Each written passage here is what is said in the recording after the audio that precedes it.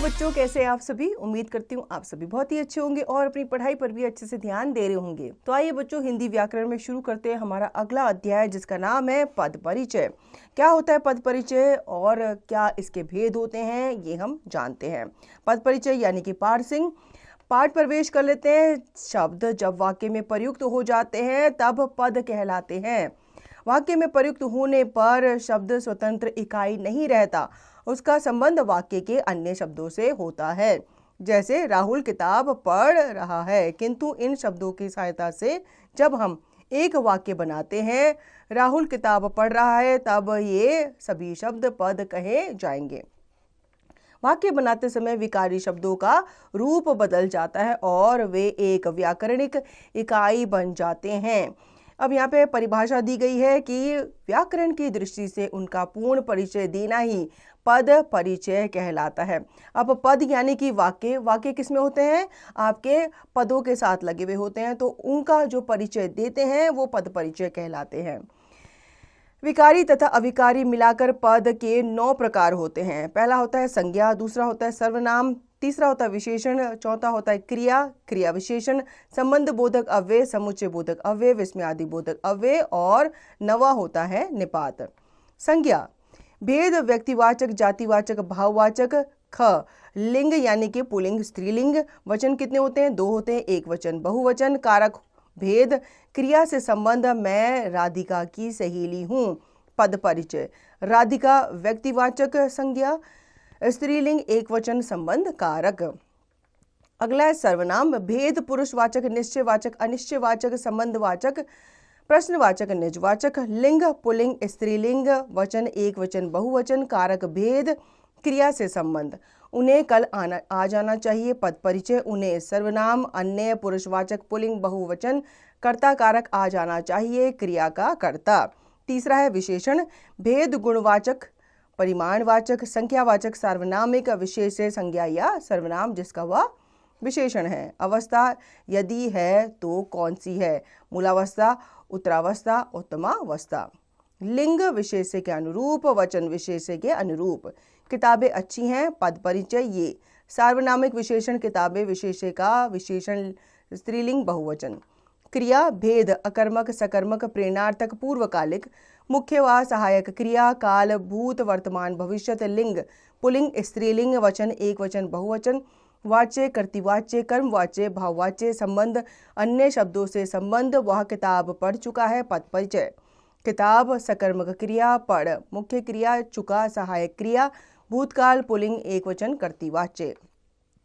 पांचवा है क्रिया विशेषण। भेद, रीतिवाचक, कालवाचक, स्थानवाचक, परिमाणवाचक। क्रिया जिस क्रिया का विशेषण है। हम सुबह से शाम तक चलते रहे। पद परिचय सुबह से शाम तक, कालवाचक क्रिया, विशेषण चलते रहे, क्रिया का विशेषण। संबंध बोधक अव्यय केवल पद का भेद, घर के सामने सुंदर बगीचा है। पद परिचय के सामने संबंध बोधक अव्यय।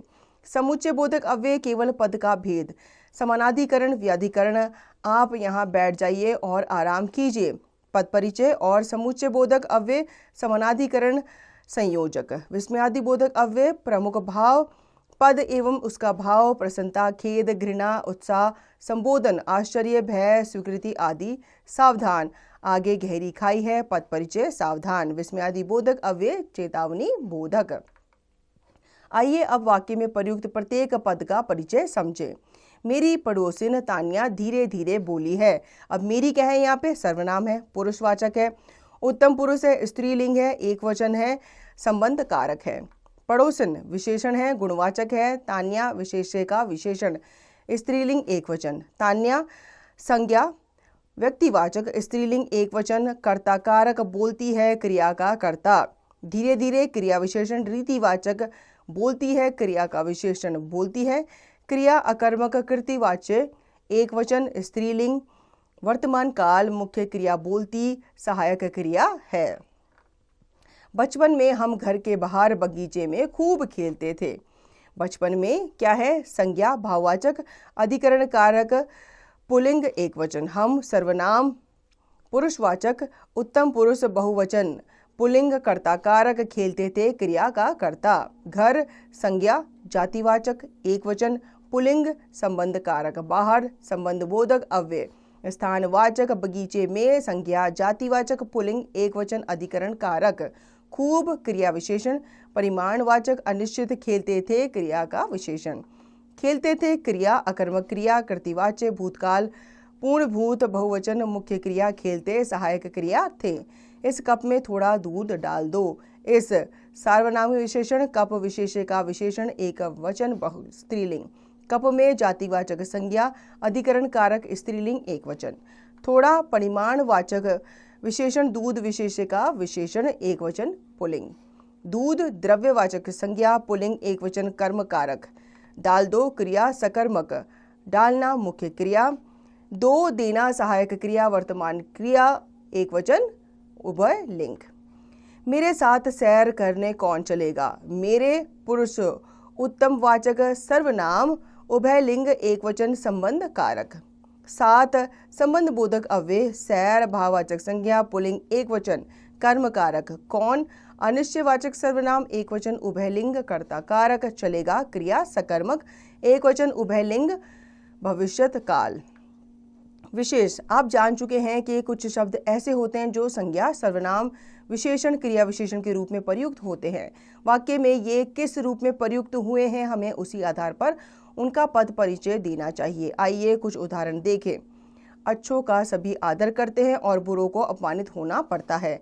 अच्छा व्यक्ति आदर पाता है और बुरा व्यक्ति अपमानित होता है। पहले वाक्य में अच्छों और बुरों संज्ञा रूप में प्रयुक्त हुए हैं, जबकि दूसरे वाक्य में अच्छा और बुरा गुणवाचक विशेषण है। ठीक, मैं समय पर आ जाऊंगा। तुम कोई काम ठीक से नहीं करते, इस काम के लिए वह ठीक आदमी है। पहले वाक्य में ठीक स्वीकृति सूचक विस्मयादि बोधक अव्यय है, दूसरे वाक्य में रीतिवाचक क्रिया विशेषण तथा तीसरे वाक्य में गुणवाचक विशेषण है। आप और मधु साथ आ जाना, आप और खीर लेंगे, क्या आप और बोलेंगे, और कौन आया है। पहले वाक्य में और समुच्चय बोधक अव्यय है, दूसरे वाक्य में परिमाणवाचक विशेषण, तीसरे में परिमाणवाचक क्रिया विशेषण तथा चौथे वाक्य में सर्वनाम के रूप प्रयुक्त है। कुछ बच्चे आ चुके हैं, बर्तन में कुछ रखा है, तुम भी कुछ कहो। पहले वाक्य में कुछ अनिश्चित संख्यावाचक विशेषण है, दूसरे वाक्य में अनिश्चित सर्वनाम है तथा तीसरे वाक्य में परिमाणवाचक क्रिया विशेषण है। अब क्या सीखा ये भी जान लेते हैं। सोचकर बताइए, पद परिचय किसे कहते हैं। किसी भी पद का परिचय देते हुए किस बात का ध्यान रखना चाहिए। अब लिखिए, निम्नलिखित कथनों के सामने सही या गलत का चिन्ह लगाइए। वाक्य में प्रयुक्त होने पर शब्द पद कहलाता है, तो ये बिल्कुल सही है। निम्नलिखित वाक्यों में रंगीन पदों का परिचय दीजिए। यह बच्चा बहुत शरारतें करता है। अब यह क्या हो गया यहाँ पे पुरुषवाचक हो गया। पुरुष कौन सा, ये यहाँ पे पुरुष हो गया अन्य पुरुषवाचक। अब ये सर्वनाम है, ठीक है, यहाँ पे क्योंकि किसी का नाम नहीं है। इसी प्रकार से आप उसकी क्रिया बताएंगे कि ये क्या कर रहा है, शरारतें कर रहा है। आओ करके देखिए, कक्षा में सभी विद्यार्थियों को 5 अथवा 6 विद्यार्थियों के समूह में विभाजित करके उन्हें पाठ्य पुस्तक में से किसी ऐसे वाक्य को चुनने के लिए कहिए जिसमें उतने ही पद हों, 5-6। फिर एक एक विद्यार्थी से उस वाक्य में प्रयुक्त पदों का परिचय देने के लिए कहिए। जो दल या समूह सारे पदों का सही एवं पूर्ण परिचय दे, उसका कर्तव्य ध्वनि द्वारा अभिनंदन करवाया जा सकता है। यदि आवश्यकता समझे तो पूछने से पूर्व उन्हें विचार विमर्श के लिए 2 मिनट का समय दें। तो ये आपको जो कार्य है, ये आपको अपनी कक्षा में करना है। ज्ञानपरक आपने पद परिचय के बारे में जाना, अब आप उस आधार पर अपना परिचय दीजिए। इसी के साथ बच्चों ये अध्याय यहीं पे समाप्त होता है। उम्मीद करती हूँ आपको ये अध्याय अच्छे से समझ में आ गया होगा। इस अध्याय को आप पुनः दोहराएंगे और इसका निरंतर अभ्यास आप करते रहेंगे।